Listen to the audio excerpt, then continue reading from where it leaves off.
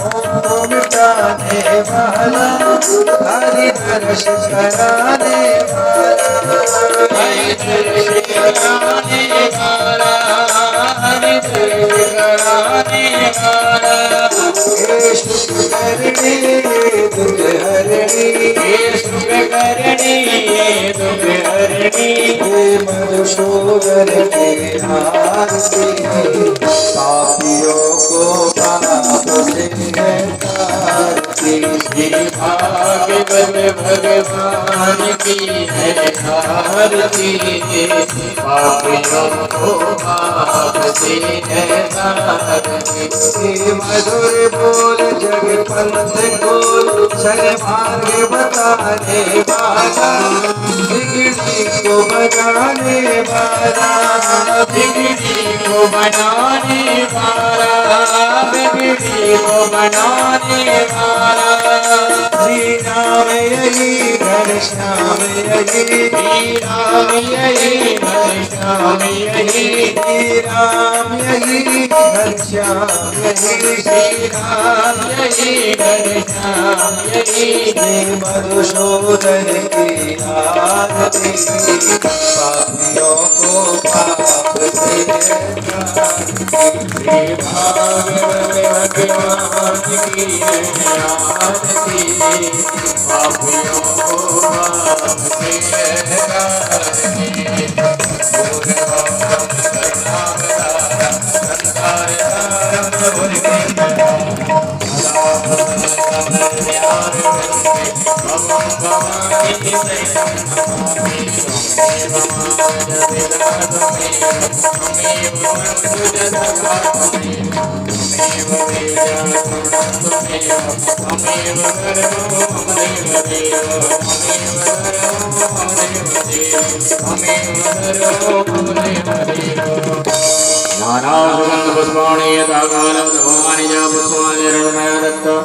ग्रहण परमेश्वरा प्राणभूतमाय नमः। अधमंत्र पुष्पांजलिं समर्पयामि। बोले माँ की हरिलाल की, राधा रानी सरकार की, भागवत महापुराण की, सुखदेव जी महाराज की, व्यास जी महाराज की, सतगुरुदेव भगवान की जय। जय जय श्री राधे। सभी अपने अपने स्थान पर बैठ जाएं।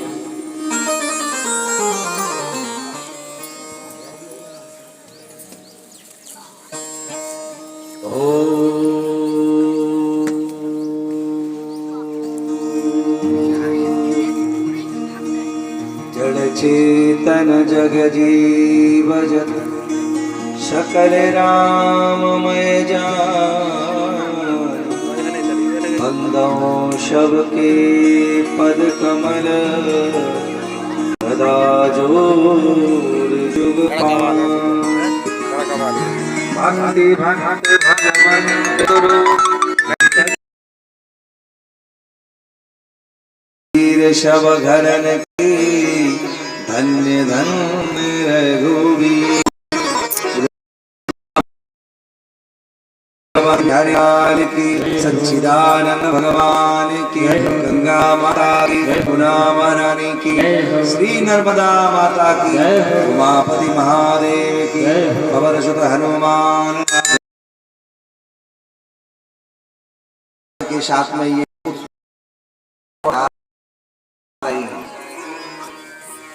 नयत्र वैकुंठ कथा सुधा पगा। आप भगवान के धाम वैकुंठ भी चले जाओगे शरीर छोड़ करके, तो वहां पर ये मंगलमयी कथा आपको सुनाई नहीं देगी और कहीं नहीं सुनने को मिलती। भागवत जी में पंचम स्कंद में आया है, न साधवो भागवता तदाश्रया। ना भगवान के भक्तों के द्वारा ये बड़े बड़े यज्ञ आपको देखने को मिलेंगे। स्वर्ग चले जाओगे तो केवल भोगने के लिए मिलता है स्वर्ग। आजकल फोटो के आगे लगा देते ना स्वर्ग की पूज्य पिताजी, तो स्वर्ग जाना हमारे टिकट की तरह है। जैसे आपने रिजर्वेशन कराया मथुरा का, तो आप मथुरा के बाद फिर उसके बाद में वो टिकट आपका बेकार है। ऐसे ही जितने आपने जीवन में यहाँ पुण्य किए, पुण्य रूपी टिकट लेके आप कहाँ गए? स्वर्ग। जब तक पुण्य रहे सो खूब भोग भोगा वहां जाकर के, और वहां पुण्य पूरे हुए सो ये आप नीचे गिर गए। आपने महाभारत की कथा तो देखी होगी, लॉकडाउन में भी आई थी एक बार। तो महाभारत में एक कथा आती है, एक बार नारद जी गए स्वर्ग में तो देखा कि पांडु बिल्कुल सुकड़े सुकड़े बैठे हैं। बोला भाई आप तो पांडवों के पिता, आप ऐसे क्यों बैठे हैं? बोले स्वर्ग में ऐसे इस तरह क्यों बैठे हैं? एक बात याद रखना, आप स्वर्ग में भी चले जाओगे, जो आपकी यहाँ आदत रहेगी वही ऊपर रहेगी। आप यहाँ बिल्कुल डरे डरे से रहेंगे, कोई धर्म के प्रति कोई अधर्म कर रहा होगा तो भी नहीं बोलेंगे, सहन भी कर जाएंगे। तो जैसे शुक्ले शुक्ले आप यहाँ रहेंगे, स्वर्ग में भी जाने के बाद वही आदत आपकी रहेगी। तो पांडु थोड़े रोगी भी थे, जब यहाँ रहे उनको पीलिया का रोग रहता था। तो स्वर्ग में गए तो स्वर्ग में उनको देखा है नारद जी ने कि बिल्कुल शुक्ले शुक्ले से बैठे हुए हैं। तो पूछ लिया कि आप इस तरह क्यों बैठे हैं, आपको क्या समस्या है? भाई स्वर्ग में तो सुखी रहना चाहिए, स्वर्ग माने सारा वैभव मिल गया। बोले नहीं, जो सुख हरिश्चंद्र को मिलता है वो सुख मुझे नहीं मिलता। जो आनंद हरिश्चंद्र लेता है वो मुझे नहीं मिलता। सोमरस का पान नहीं मिलता, वहां भी एक रस मिलता है जिसका नाम है सोमरस। तो नारद जी ने कहा कि फिर तुमको आनंद कैसे मिले? बोले हमारे बच्चों से जाके कहना कि यज्ञ करें। समझना आप कथा का सारांश, कितना बड़ा यज्ञ किया युधिष्ठिर ने, जिसमें महाभारत भी हो गया। बाद में लोग कहते हैं कि द्रौपदी ने जो है अपमान कर दिया दुर्योधन का, ये भी गलत बोलते हैं लोग। एक बात चल गई, आप लोगों ने देखा है कि प्रथा में चल गई एक बात कि द्रौपदी ने ये कहा कि अंधे का पुत्र अंधा, ये चलता है ना, आप लोगों को सबने सुना होगा। ये विधर्मियों का चला हुआ है। हमने तो पूरा महाभारत देखा, भागवत जी देख ली, कहीं एक जगह पर ऐसा नहीं आया कि द्रौपदी ने ये वाक्य बोला होगा कि अंधे का पुत्र अंधा। और वो B.R. चोपड़ा ने भी जो महाभारत बनाया था उसमें भी उसने ये दृश्य डाला। द्रौपदी हंसती है और बोलती है कि अंधे का पुत्र अंधा, ये बिल्कुल गलत बात, एक देवी के लिए का अपमान है। अरे अहल्या, द्रौपदी, तारा, कुंती, मंदोदरी तथा 5 कन्याएं हैं भाइयों। सुबह सुबह आप जाकर इन 5 कन्याओं का दिन नाम लेते हैं तो आपका दिन मंगलमय जाता है। कुछ सीखो, जैसे मैं कल सप्तपुरी के बारे में बता रहा था। तो अहल्या, द्रौपदी, तारा, कुंती और मंदोदरी ये कन्याओं में आती हैं, ये देवियां हैं, ये ऐसा कर ही नहीं सकती। पहली बात, द्रौपदी भगवान श्री कृष्ण की बहन है, भगवान उसको बहन मानते हैं। दूसरी बात, वो भगवान श्री कृष्ण की भक्त है। तीसरी बात, बड़ी पढ़ी लिखी है। और चौथी बात, आपको एक बात बता दूं, आज भी कलयुग में यदि किसी का ससुर अंधा होता है तो पढ़ी लिखी बहू कभी अपने ससुर को अंधा नहीं कह सकती। कह सकती है क्या? वो अपने ससुर का इस तरह अपमान नहीं कर सकती। तो कलयुग की जब स्त्री इस तरह नहीं बोल सकती तो त्रेता की कैसे बोल सकती है जो भगवान की भक्त है? ये बिल्कुल झूठ है, ये कहीं नहीं लिखा कि द्रौपदी ने ऐसा बोला। प्रेम से बोलो राधे राधे। तो स्वर्ग में जाकर के देखा कि पांडु शुक्ले शुक्ले बैठे थे। यहाँ से कथा आपने उठाई। आप लोग क्या जानते हो कि स्वर्ग में जाना बड़ा सुखी होना होता है? नहीं नहीं, स्वर्ग तो हमारे पुण्य रूपी टिकट का जो एक मेला जोका है। कोई लोग स्वर्ग से भी आते, कोई नरक से भी आते हैं। चली गई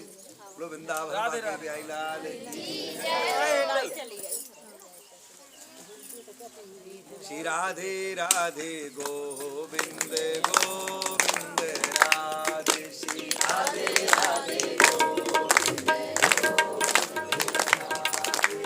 गोविंद राधे गोपाल राधे, गोविंद राधे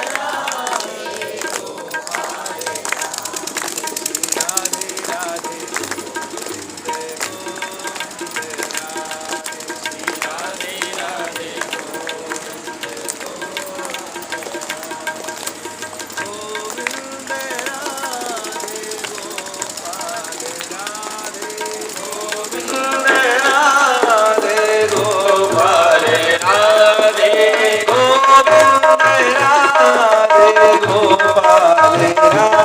राधे, राधे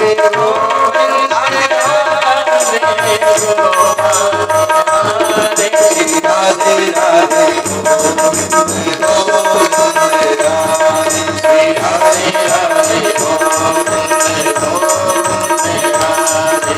राधे राधे गोविंद गोविंद राधे राधे राधे गोविंद गोविंद राधे गोविंद राधे गोपाल राधे गोविंद राधे गोपाल राधे गोविंद राधे गोपाल राधे गोविंद राधे गोपाल राधे राधे राधे राधे राधे गोविंद गोविंद राधे राधे राधे गोविंद गोपाल राधे गोविंद राधे गोपाल राधे गोविंद राधे गोपाल राधे गोविंद राधे गोपाल राधे राधे राधे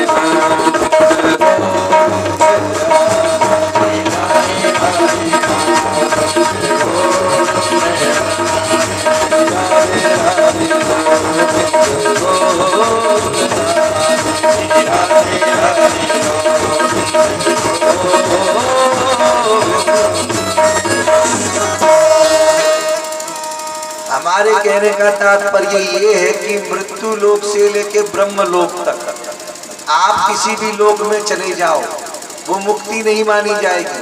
वो एक आपके पुण्य का जो है थोड़ा सा जितना आपने अर्जित किया है उसका फल माना जाएगा। मुक्ति किसे कहते हैं? जब तक आप अनंतता से भगवान के नहीं हो जाते, जिसको याद करना ना पड़े, बिना याद किए याद आने लग जाए। याद करना नहीं पड़ता भगवान को, बिना याद किए। जैसे ठोकर लगे तो हरे राम जी का नाम निकले, तो ठोकर लगती तो अरे बाप रे निकलता है, अभी राम जी का नाम कहाँ निकलता है? ठोकर किसी बहुत से लोगों को गाली निकलती है? अगर पत्थर में अगर ठोकर लग जाए तो पहले तो पत्थर को करे आओगे, वो जब पत्थर पे ना तुम्हारी चलेगी तो तुम उस व्यक्ति को गाली दोगे जिसने वो पत्थर डाला है। हाँ, जिसने ये डाला था उसके लिए बोल रहे हैं। पत्थर का तो तुम कुछ कर नहीं सकते, मूल तो उससे मारोगे नहीं, तो फिर तुम किसको गाली दोगे? जिसने वो पत्थर वो रास्ता में डाला है। ऐसी राम जी का ना जैसी ठोकर लगेगा हरे राम, तो समझ लो अब तुम्हारे आदत में आ गया, नाम याद करना ना पड़े, अपने आप सहजता से निकलने लग जाए। इतना अभ्यास होना चाहिए जुआ का। ये जो माला झोली होती है, जो हम लोग माला झोली है अभ्यास के लिए होती है, बाद में तो माला झोली भी छूट जाती है। तो स्वर्ग में देखा कि पांडु बड़े सुकड़े सुकड़े बैठे हैं, जो है हम बोले आनंद नहीं मिलता हमको, वो सुख नहीं मिलता जो रंती देव हरिश्चंद्र को मिलता है। हम अप्सराओं का नाच ही नहीं देख पाते, बोले उतना पुण्य ही नहीं है। तो बोले क्या करना है? बोले ऐसा करो हमारे बच्चों से कहो कि हमारे नाम पे यज्ञ करें। जब यज्ञ किया तब जाके उनको हरिश्चंद्र जैसी पदवी मिली। अब सोचो एक मनुष्य के लिए कितना बड़ा यज्ञ करना पड़ा। अच्छा, उस यज्ञ में जो है दुर्योधन ने बैर भी मान लिया तो कितना बड़ा महाभारत हो गया। इन बातों से क्या सिद्ध होता है? ये सिद्ध होता है कि जब तक सच्चे हृदय से हम भगवान के नहीं हो जाते, हृदय सच्चा होना चाहिए, दिखावा नहीं करना चाहिए। बिल्कुल सच्चे हृदय से जब तक हम भगवान के नहीं हो जाते, जिनको याद करना ना पड़े, बिना याद किए याद आने लग जाए, यही सबसे बड़ी भक्ति मानी जाती है। देखो जब अब कुछ दिन बाद एक आध महीना बाद आम आ जाएंगे, आम ईमानदारी से बताना बाबा जितने लोग सुन रहे हैं, तो सबसे पहले आम पर दृष्टि पड़ी। बढ़िया चोखा वाले भी आते हैं, दशहरी भी आते हैं, लगड़ा भी आते हैं, बड़े सुंदर सुंदर आम आते हैं, मीठे मीठे। बम्बई वाला भी आता है, एक बादामी भी आता है, बिल्कुल पीला पीला, बहुत मीठा होता है, बहुत आनंद आता है खाने में। अच्छा, सबसे पहले आम के ऊपर आपकी दृष्टि पड़ी, तो आम के ऊपर दृष्टि पड़ी तो घर में बच्चों की याद आई कि बच्चों को खिलाना है, कि जो अलवारी में गोपाल जी बैठे हैं उनकी याद आई कि उनको भोग लगाना है। झूठ नहीं बोलना है, बच्चों की याद आई। तो इससे क्या सिद्ध होता है कि अभी आप संसार से करते हो परम प्रेम और भगवान को रखते हो दूसरे नंबर पे। जब देख लिया कि हाँ महाराज जी आए थे, महाराज जी कथा में बोल रहे थे कि भाई आम आए हैं, तो जब सबसे चीज अच्छी हो तो सबसे पहले भोग लगाना चाहिए। चलो अब भैया चलो ऐसा करते हैं, पहले भोग लगा देते हैं। वो तीन लोग ऐसे बैठे रहते हैं, बिल्कुल टकटकी लगा के देखते रहते हैं, जो अब आम कटते हैं। कब कटे और कब हमारे पास में आवे है। तो इन बातों से ये सिद्ध होता है कि अभी भगवान तुम्हारे 2 नंबर पे है, 2 नंबर पे नहीं होता।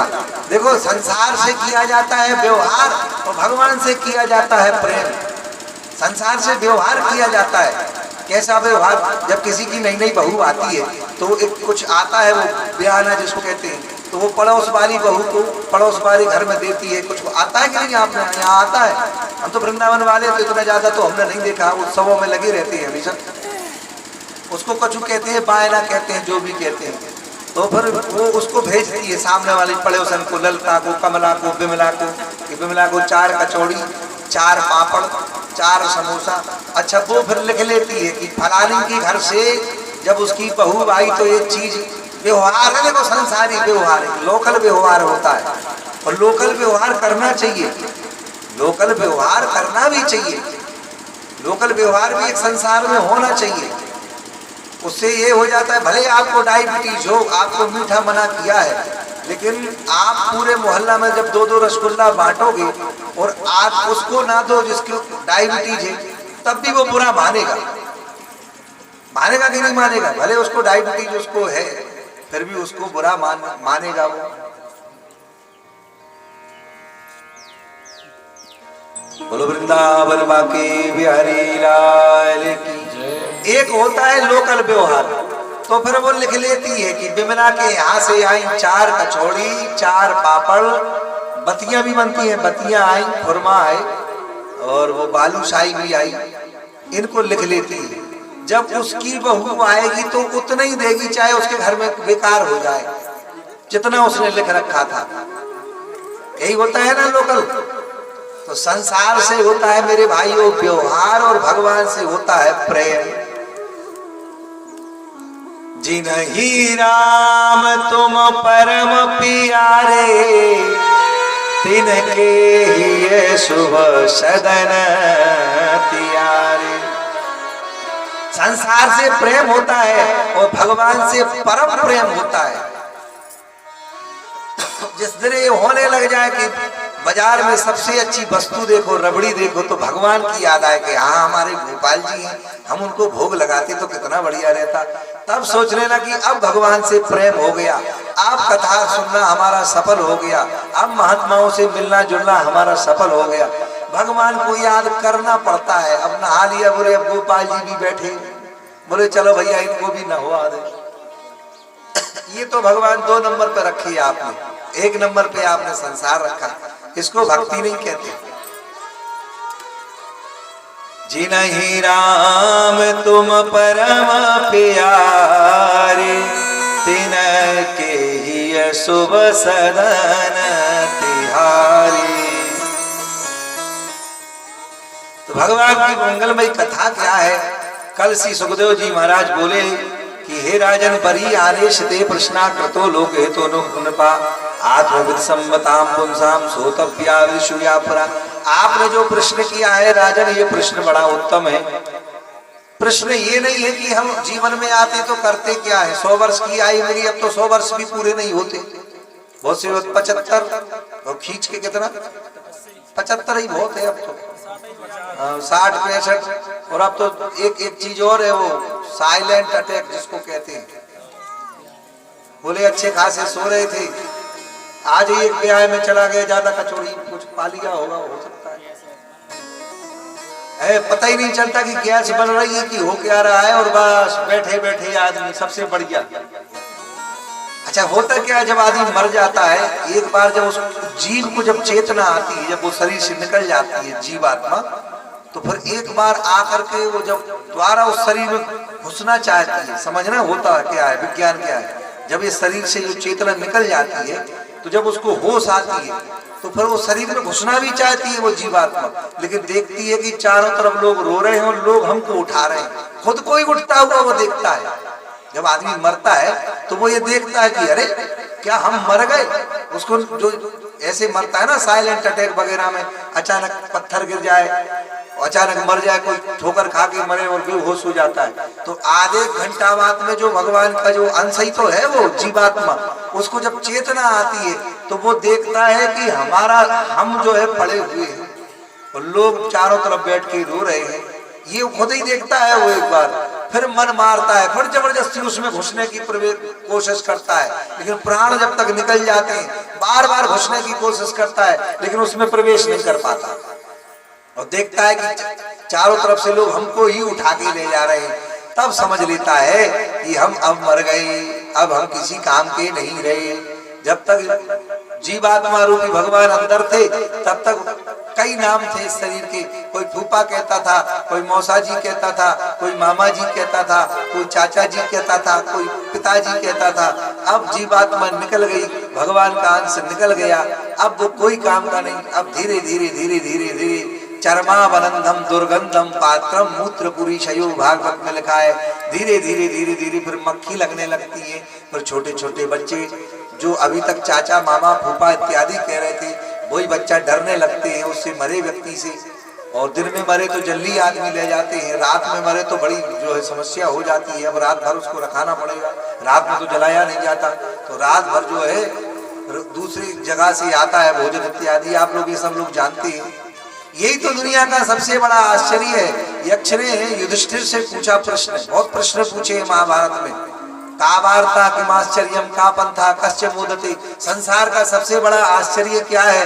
बोले संसार का सबसे बड़ा आश्चर्य ये है कि मनुष्य के सामने रोज रोज पेपरों में पढ़ता है, टीवी में देखता है, इतने लोग मर गए, इतने लोग मर गए, फिर भी वो जीने की आशा नहीं छोड़ता, वो फिर भी नरक को चला जाता है। क्यों चला जाता है? क्योंकि इतनी बढ़िया जिह्वा दी है। शुभम चा भगवान नामा जिह्वा चा बसमनी, जिह्वा को बस में करके भगवान का नाम नहीं लेता।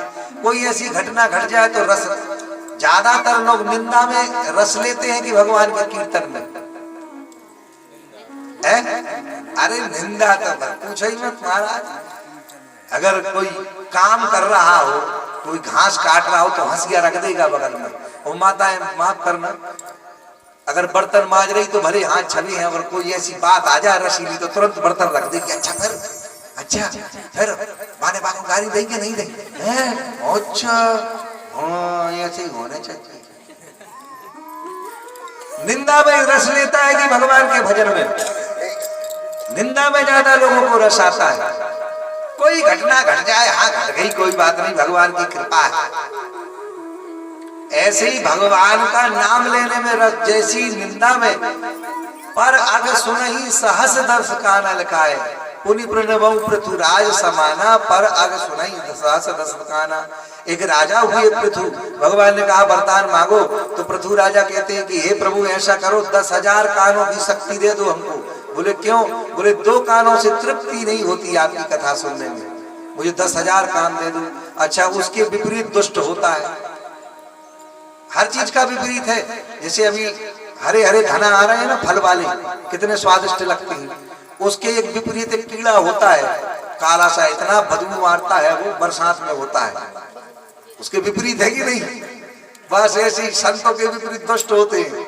एक काला सा कीड़ा आता है, किसी 2-4 किलो भोजन में अगर वो पड़ जाए तो महाराज उसका नाम ही सुनते देखो आप लोगों को कैसा लग रहा है। और एक धनिया है, एक दुष्ट है, एक देव है, तो एक दानव है, दिन है तो रात है, ये सब लोग चलता रहता है, सतोगुण रजोगुण तमोगुण। लेकिन भागवत से सारांश क्या निकलता है कि ये न के न प्रकारेणा, हमको भगवान में मन लगाना ही पड़ेगा। अब जितनी हमारी बीत गई सो बीत गई, अब उससे कुछ लेना देना नहीं, अभी से आपको सावधान होना पड़ेगा। अरे परीक्षित को सो तो 7 दिन मिले, हम लोगों को तो 1 मिनट की गारंटी नहीं है। परीक्षित भाई कह तो सकता है, परीक्षित इस बात से बहुत प्रसन्न थे कि दुनिया में मैं एक ऐसा हूं कि जो दावे से कह सकता हूं कि 7 दिन के बाद ही मरूंगा, 7 दिन से पहले काल भी मेरे पास नहीं आ सकता। क्योंकि चाहे उसको वरदान समझूं चाहे मैं श्राप समझूं, भाई श्राप ये दिया ना कि 7वें दिन इसको डसेगा, इसका मतलब 7 दिन तक अब काल भी नहीं आ सकता मेरे पास। 7 ही दिन बाद हम लोगों को एक क्षण का पता है, एक क्षण का पता नहीं है कि कब क्या हो जाए। तो प्रश्न ये है कि 100 वर्ष मिले हैं, 100 वर्ष में करता क्या मनुष्य? निद्रया भियते नक्तम व्यवायेन च भावया, दिवाचार्थे हयाराजन कुटुंब भरणे नवा। 100 वर्ष में ले चलो, आप 100 वर्ष जियो। मैं तो ये आप लोगों को व्यास मंच से आशीर्वाद दूंगा कि आप लोग खूब 100 वर्ष तक रहो। लेकिन 100 वर्ष में ईमानदारी से 50 वर्ष सोने में निकल गए कि नहीं निकल गए? और जिस दिन रात में नींद ना आए अगर 1-2 घंटा, तो सुबह फिर जगता है आदमी, आज तो रात खराब हो गई महाराज जी। करवट ही बदलते रहे, कभी बच्चा रोए, कभी ये हो गया, कभी हो गया, नींद ही नहीं लगी, है ना? यही होता है। तो 50 वर्ष सोने में निकल गए, अब बचे 50 वर्ष, तो व्यवाए न चबावया, फिर ब्याह कर लिया और उसके बाद कुटुंब भरण में लग गया। तो समय कहाँ मिला भजन करने का? विचार करो, समय है नहीं। इसलिए हे राजन, भगवान की बनाई हुई दुनिया आपको सुख दुख नहीं देती। आपने जो भगवान की दुनिया में, भगवान के संसार में, दुनिया बोल दो या संसार बोल दो, तो भगवान के संसार में जो आप अपने एक संसार बना रखा है, वो हमको सुख और दुख देता है। इसलिए हे राजन, गृहस्थ जीवन में ये करना चाहिए,